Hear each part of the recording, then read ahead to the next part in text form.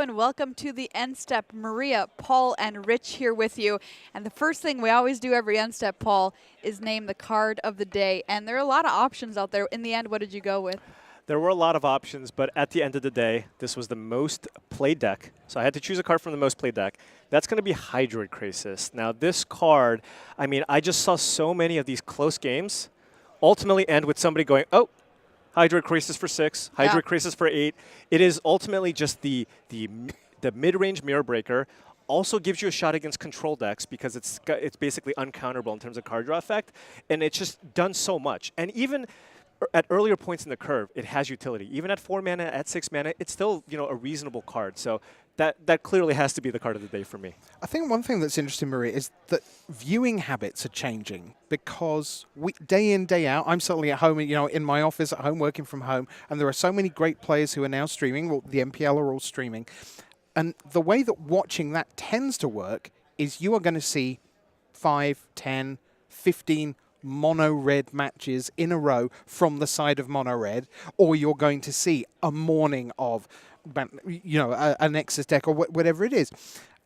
And so it was just such a great afternoon. If you just sat down at home for 5 rounds of rounds 4 through 8 today and just saw everything that was going on in the feature match area, and there were a few blowouts, but that's part of a healthy metagame.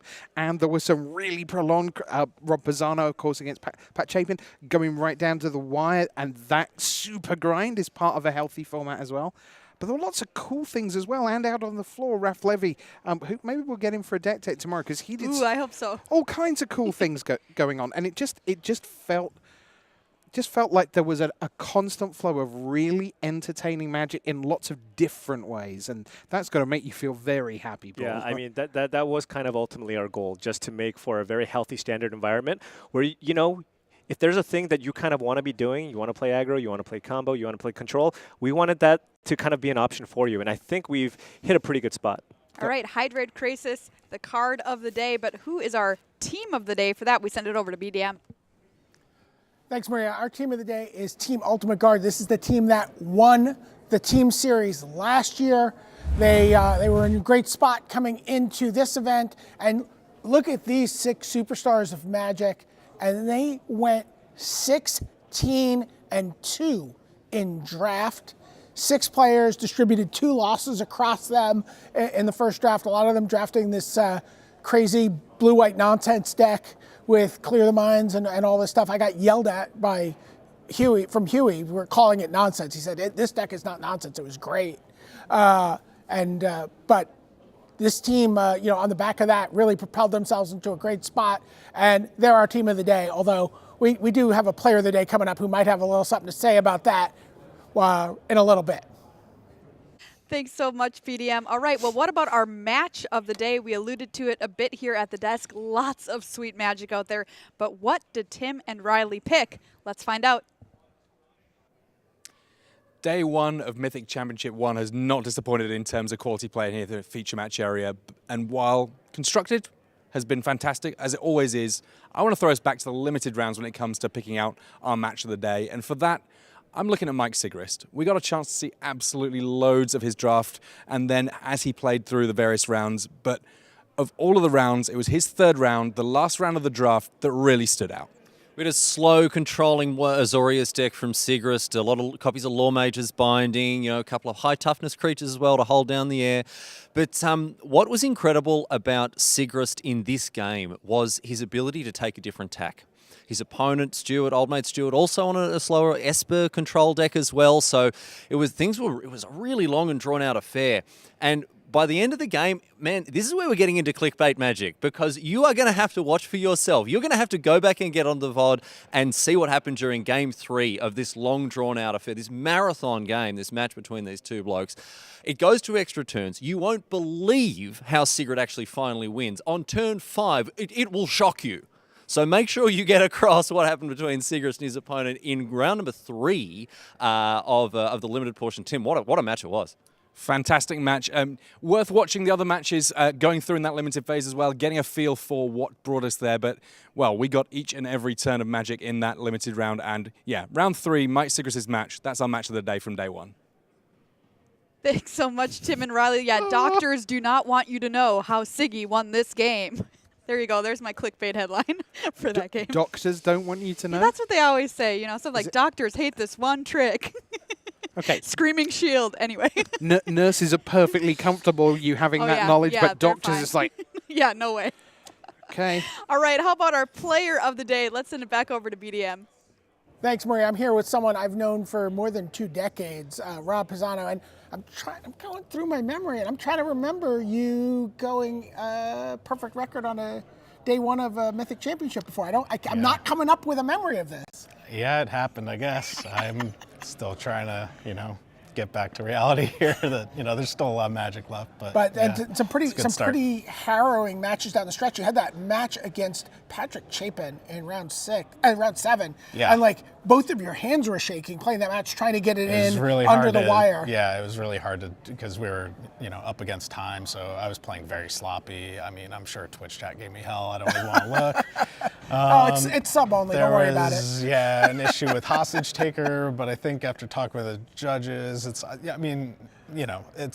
don't think there was any way it could have been a draw because if both hostage takers are in play and we put the triggers on a stack, then I just target the same hostage taker. Right, okay, Right? okay. Or it's a rewind, Oh, in okay. which case I say I don't play the second hostage taker. So I think there's no way it could have been a draw, but I don't know. Okay. Yeah, it was hectic. And then, of course, you play against Reed Duke in that last round. And boss. Yeah, and boss. And boss, yeah. 8-0, but you, like, probably the most difficult round for you was the get to the Mythic Championship on time round. Yes. Can you talk to me about what happened leading up to getting to this tournament? As many people know, I'm from Las Vegas, and it doesn't really snow there. I think the year I moved to Vegas, it snowed in 2008, and it hasn't really snowed since. So when it does, the whole city shuts down. So it snowed in Vegas while we were getting ready for our flight, and they canceled all flights in Vegas. Like, no flights out of the airport, done.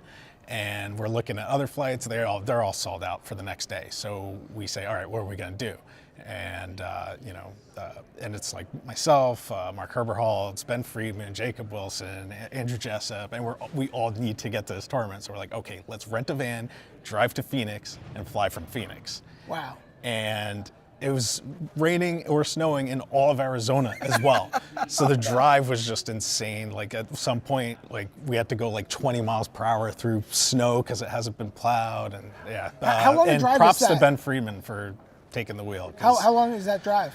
It's only like 4.5 hours. So, Okay. Yeah. Okay. It wasn't. But 4 that crazy. kind of harrowing hours there? Yeah, considering it was like middle of the night and it's raining or snowing through most of it. And yeah, it was. Yeah, props to Ben for. All right. I don't want to put any pressure on you here, Rob, but I was talking to Andrew Ellenbogen earlier this week. We were talking about the team series. Your team came into this tournament, Team Cardboard Live, as the leaders in the team series. Yes. You're down a little firepower Yes. for this tournament. You don't have two your of full our roster. team did not qualify. Yeah. And so Andrew said, no worries. Someone will win another Pro Tour. This is what he said. I said, I corrected him, and I said a Mythic Championship. I just want that on the record. And he said, but it won't be me. So, no pressure Could here. be. But Could be. This is, I think Max Mick is also 6'2", so maybe he could do it too. All right. I was told though, Teferi was not playable in this metagame. Multiple people said, like, I don't understand, but. I don't know, man. It's in my opinion, that's still one of, if not the best card in Standard. So, I mean, I see no problem playing the card. I don't think the aggressive matchups are that bad. I played against Blue twice today. Pretty good pilots, Finkel and Reed, and it did all right there. Obviously my draws against Reed were quite good. I'm not, going to say they weren't, but I don't think the matchups are that bad. I think Sultai Esper is favored. And really the matchup I'm scared of is Nexus, and I faded it all day. So, but I was a little surprised to see Nexus was 14%. That's really the matchup that is bad for Esper. I guess if you need to win a Pro Tour or a Mythic Championship, you might as well do it with the best card in Standard. Rob Pisano, our player of the day here at Mythic Championship Cleveland. Well done, BDM. You don't have to put $1 in the jar, the Pro Tour jar, as we say. So we've got a couple of decks. Esper Control, Simic Nexus, undefeated at the end of day 1 here. Let's take a look at our leaderboard to find out how everybody else is doing in the tournament as we head towards tomorrow. Of course, your 2 undefeated players, Rob Pisano, Michael Bonda at 8-0, and some excellent players at 7-1 as well, Rich. Right, and generally what you're looking at there is that you are looking at it in scorecard order, which means it's very likely that in the morning the feature draft pod will be Rob Pisano, Michael Bonda, Auden Burchett, they've done fantastically at 7-1, Reed Duke, Piotr Dlugovsky, Peter Sohorek, China's Han Yi, and Yoshihiko Ikawa of Japan. Tremendous players everywhere you look through there. There are going to be so many players. Remember, with 499 coming into this tournament, so many players at 6-2, and indeed 7-1. You can see the whole of the second draft pod will be 7-1. So it looks like Sebastian Pozzo may well fade down into pod 3. But that is all for tomorrow, and we will do it all again. If you got to 4 wins or better, you get to come back. But you at home get to come back, win, lose, or draw, because we'll be here to bring you all the action as day 1 turns into day 2 of Mythic Championship Cleveland. Don't go anywhere. We'll see you in the morning.